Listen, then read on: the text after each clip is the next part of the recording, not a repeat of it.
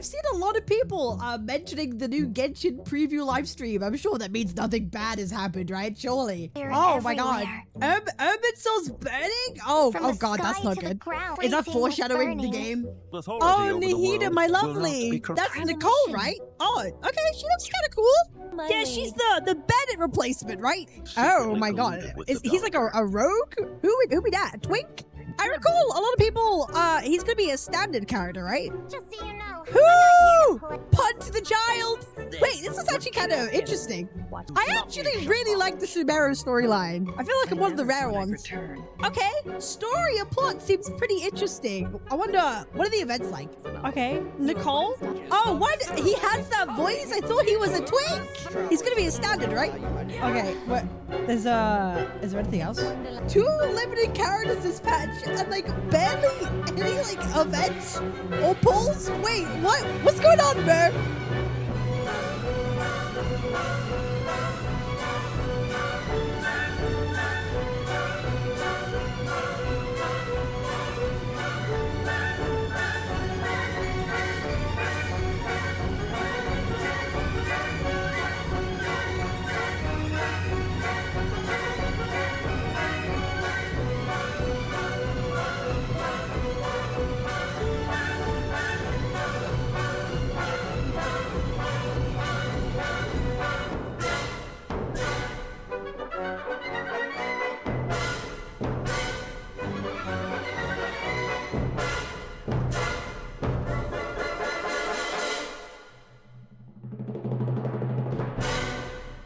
I gotta say, I'm someone that I played Genshin Impact on its launch day, and no, I have not been a daily player. I've taken breaks that go from weeks, months, sometimes even a year or two, but I like to keep up with the general happenings of what's going on in the community and kind of where the story is headed. I do want to go back and finish off the Luna quests, but I don't think I've seen the Genshin community this upset in a long time. This tweet describes what I feel perfectly.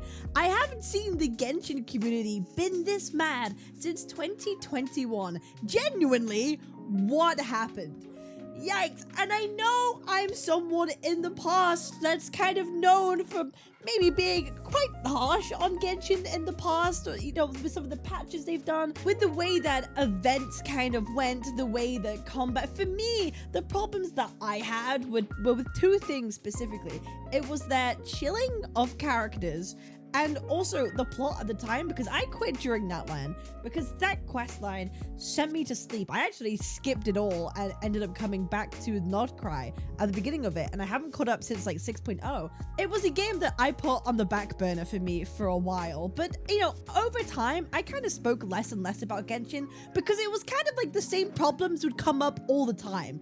Character shilling in endgame, narrative maybe a bit too yappy. I think they kind of addressed a lot of the narrative stuff that people had, or at least to a certain degree. We had that whole VA saga issue last year with SAG-AFTRA, all that was happening, but now it seems with 6.6, it has reached new heights of, it's not just like tribalism people talking about Genshin, it's the Genshin community themselves that are going after Genshin. Yes, we're having another Google Classroom moment. I kid you not, it is happening yet again. As you know, a number of years ago, for the anniversary, when we all saw the rewards were kind of poo-poo, everyone went to downvote Google Classroom and other apps to get people to take notice to what's happening in Genshin. And it's happening again. Why is Lohen not on the standard banner? What are we doing here? Maybe Hoyo could one day give us enough pulls for at least one damn 5-star every patch after so many years. And a lot of the issues that people are having right now is we can see the Genshin bookkeeping right now, roughly about 75 pulls apparently estimated for the new upcoming patch. 6-7, and people are like, whoa, hang on a minute.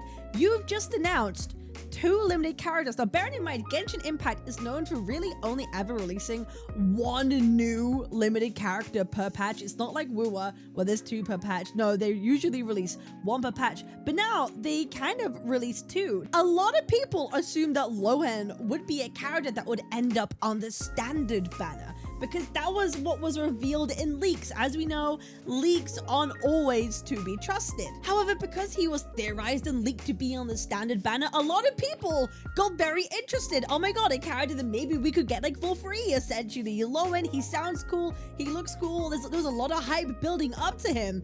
And then in this live stream, it's like, actually, he's just a limited character and there was no talk at all of putting him on the standard banner. Like, we see a tweet here from Mr. Sip Steven, tinfoil hats on, but Lohen was 100% planned to be standard. Then Hoyoverse saw how popular he was during leaks and decided to make him limited to cash in on the hype.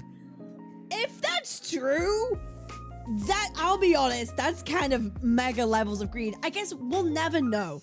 We will never know for sure. So I think it's kind of like, I can't really be definitive, like, oh, Hoyoverse, you're so greedy for doing that, because we don't know if that was going to be true or not, because sometimes leakers can be wrong, but there is some evidence that could point towards that being the case, considering according to some theory crafters, Lohen isn't actually particularly that strong at C0, and he gains a lot of strength through his constellations, very similarly to a lot of other current standard characters. He actually performs pretty badly compared to other DPSs at his C0 and gradually gets stronger. Again, that's just another big sign that maybe he was meant to be a standard character and they changed their minds. But I would have thought if they were going to change it up, then maybe they'd change up his scaling with his constellations.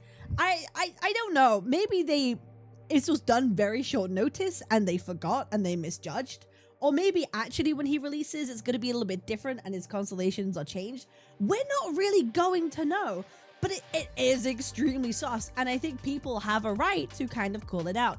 And let's not forget, right, these 60 pulls, 70 pulls for 2 limited characters is a little bit of a slap in the face, especially when they're also like doing a lot of reruns. You're rerunning Malvika, right? They're rerunning Malvika, who's probably, I'd maybe argue more sought after than Lohen. I guess we'll have to see. And in the first phase, they have Durin as well, which I believe is a character that like really works well with Lohen too. So there's gonna be a lot of characters for people to maybe pull for. I'm always a fan of reruns. The more reruns, the better. I'm totally amazingly cool with that. But I think the pull economy, it's not really kind of reflective, even compared to other games like Honkai Star Rail, 90, 130, but they have that pull economy is so much better. But Honkai Star Rail is also known for having a lot of reruns every patch, which again, I'm totally cool with. Wuthering Waves, also a game that has a lot of reruns, and they even have a higher pull count too. This is just kind of it. If you're gonna have a bunch of highly sought after reruns and 2 new limited characters, I don't think having 6-7 pulls is good enough, and it's gonna make people happy, especially when you have a patch like this, all these characters, and you don't really have any big events. You don't have any additional areas on the map to explore to get more exploration rewards. That's pretty important. A lot of people in the Genshin community like exploration rewards, and that's why map expansions can be good for those people. You get a lot of primo gems out of that kind of stuff, but apparently not. They're like, nope, you're getting storied all these characters and nothing else, and you will be happy. And it's just kind of a shame. So I'm not really here to like fan any flame, just kind of point out, if you're having a lot of reruns, that kind of characters that work together, and you're not having any additional areas on the map, no exploration rewards, no big events, I just don't think it's a good idea to have one of, the lower pull counts here. It should be like one of these, one of the big ones, give people like 100 pulls, like something else with this amount. And I think that's like a really, really fair critique. And I feel kind of sorry for the Genshin players, but it has been hilarious to see the outbreak and the outcry. And it feels like a lot of the Genshin community is having like an awakening moment, so to speak, of everything going on. But regardless, I kind of gave up with pulling on Genshin a while ago. I almost pulled for Columbina and I kind of stopped. I stopped after Flynn's and I haven't pulled since. I really haven't, because I thought maybe I'd care about Genshin endgame, but I just don't think I do. I think if I come back to Genshin, I'm just going to be focusing on the lore and story. That's really the only thing that actually interests me about the game anymore. And I am going to be catching up. I've said I will. and I'm going to, because I actually quite enjoyed the Nordkreis story for 6.0. I haven't played the others, so I've got like a lot of content to catch up on. And if you want to experience that with me, like this video, comment, subscribe, all that kind of stuff, and I'll give you like a schedule sometime soon of when I might play. But I appreciate y'all. Make sure to like this, have fun. I'll see you on the next one. Peace.